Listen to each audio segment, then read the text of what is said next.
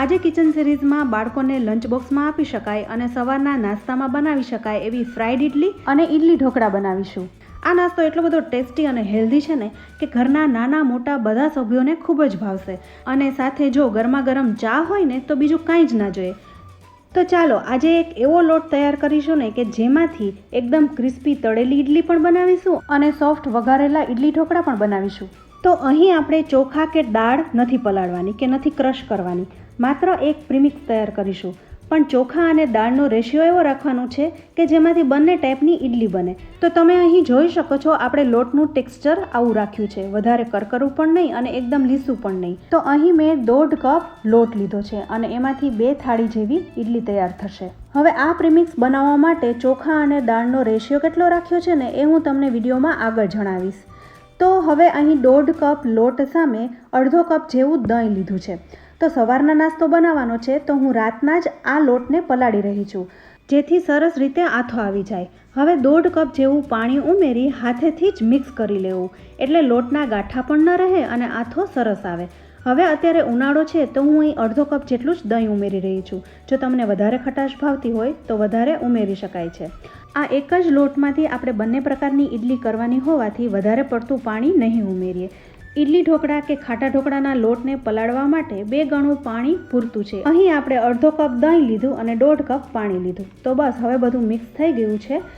તો ડબ્બાને ઢાંકી 7 થી 8 કલાક માટે માઇક્રોવેવ અથવા તો કબાટમાં રાખી દેવું, જેથી સવારના સરસ આથો આવી જાય. હવે સવારના એકદમ સરસ રીતના આથો આવી ગયો છે. તમે અહીં જોઈ શકો છો ખીરાનું ટેક્સચર છે એ એકદમ પ્રોપર છે. તો એકવાર ચમચાથી બધું સારી રીતના મિક્સ કરી લઈશું. ઘણીવાર ચોખા છે એ વધારે પાણી પી લેતા હોય છે તો પાણી ઉમેરવાની જરૂર લાગે છે, પણ અહીં આપણું આ ટેક્સચર બરોબર છે. હવે આ ખીરામાંથી આપણે ઇડલી બનાવીએ એ પહેલાં થાળીને તેલથી ગ્રીસ કરી લઈશું.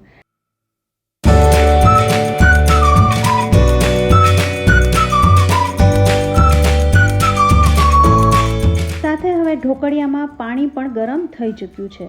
હવે ખીરામાં સ્વાદ પ્રમાણે મીઠું ઉમેરી બધું મિક્સ કરી લીધું છે. ત્યારબાદ 2 ચમચી જેવું તેલ ઉમેરવાનું છે. સાથે 3 થી 4 ચપટી જેવો સોડા ઉમેરીશું. સોડા ઉમેરી 2 ચમચી જેવું પાણી રેડીશું, જેથી સોડા તરત જ એક્ટિવેટ થઈ જાય અને બધું સારી રીતના મિક્સ કરી લઈશું. સોડા ઉમેરીને બરોબર મિક્સ કરતાં મિશ્રણ એકદમ હળવું ફૂલ થઈ જશે અને ફૂલી જશે. તો હવે જરાય વાર ન લગાડતા બંને થાળીમાં આ મિશ્રણ પાથરી દેવાનું છે.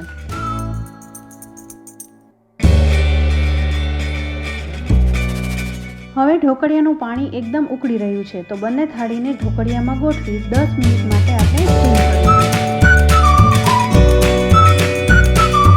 હવે 10 મિનિટમાં ઇડલી સ્ટીમ થઈ ગઈ છે.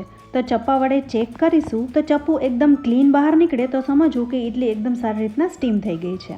હવે બંને થાળીને ઢોકળિયામાંથી બહાર કાઢી લઈશું અને પ્રોપર રીતના ઠરવા દઈશું. પછી જ એમાં કટ લગાવીશું.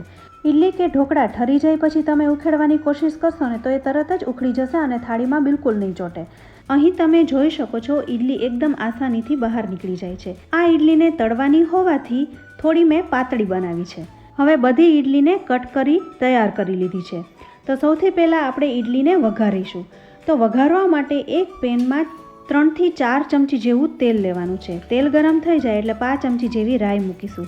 રાઈ સરસ તતડી જાય ત્યારબાદ 2 થી 3 ચપટી જેવી હિંગ, 1.5 ચમચી તલ, મીઠા લીમડાના પાન અને 2 થી 3 લીલા તીખા મરચાં ઉમેરીશું, જેથી તીખાશ સારી આવે. અહીં તમારે લાલ મરચાંનો પાવડર ઉમેરવો હોય તો પણ ઉમેરી શકાય. હવે બધું સારી રીતે મિક્સ કરી લેવાનું છે. સાથે કોથમરીથી ગાર્નિશ પણ કરી લઈશું. તો ફ્રેન્ડ્સ, અહીં આ ઇડલી ઢોકળા તૈયાર છે. હવે સ્કૂલો ચાલુ થઈ ગઈ છે તો આવી રીતે તૈયાર કરી ચટણી અથવા ટોમેટો સોસ સાથે આ ઇડલી ઢોકળા આપશો ને તો બાળકોને ખૂબ જ ભાવશે. તો ફ્રેન્ડ્સ, આ ઇડલી ઢોકળા તૈયાર કર્યા તો સાઈડમાં ગેસ ઉપર મેં તેલ પણ ગરમ કરવા મૂકી દીધું હતું. તો તેલ હવે ગરમ થઈ ચૂક્યું છે. તો હવે તળેલી ઇડલી પણ બનાવી લઈએ. અહીં તમને જે શેપમાં ગમે તે રીતે ઇડલીને કટ કરી તળી લેવી. ગેસની ફ્લેમ મીડિયમ ટુ ફાસ્ટ રાખવી, જેથી ઇડલીમાં તેલ ન ભરાય. જ્યારે તમારે આવી રીતે તળેલી ઇડલી તૈયાર કરવી હોય ને તો ચોખા અને અડદની દાળને ઘંટીમાં દળી પછી જ એમાંથી ઇડલી તૈયાર કરવી. પણ પલાળેલા આખા અને દાળ ચોખામાંથી બનાવેલી ઇડલી જો તમે તળવા જશો ને તો આવી ક્રિસ્પી ઇડલી બનશે જ નહીં અને ખૂબ જ તેલ ભરાઈ જશે. આ ઇડલીને મીડિયમ ટુ ફાસ્ટ ગેસ ઉપર જ તળવી જેથી મસ્ત હોટલ જેવી ક્રિસ્પી તૈયાર થાય. આ તળેલી ઇડલીને પણ બાળકોને લંચ બોક્સમાં આપી શકાય છે. તો આવી રીતે આપણે બધી ઇડલી તૈયાર કરી લઈશું. હવે મેં વિડીયોમાં આગળ જણાવ્યા પ્રમાણે આવી ક્રિસ્પી ઇડલી બનાવવા માટે મેં 3 કપ ચોખા અને 1 કપ અડદની દાળ લીધી છે. એટલે ચોખા વધારે અને દાળ સપ્રમાણ લેવાની છે.